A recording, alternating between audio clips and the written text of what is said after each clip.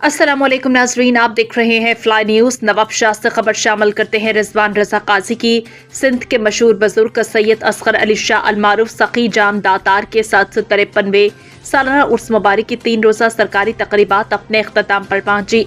उर्स के आखिरी रोज़ पर ज़िला इंतज़ामिया शहीद बेनज़ीराबाद और महकमा सकाफत की जानिब से सुघड़ कॉन्फ्रेंस और महफिल मौसीकी मुनक़्क़िद की गई, जिसमें रुकन सिंध असम्बली गुलाम कादिर जांडी और डिप्टी कमिश्नर शहीद बेनज़ीराबाद शहरियार गुल मेमन ने मेहमान खसूसी के तौर पर शिरकत की।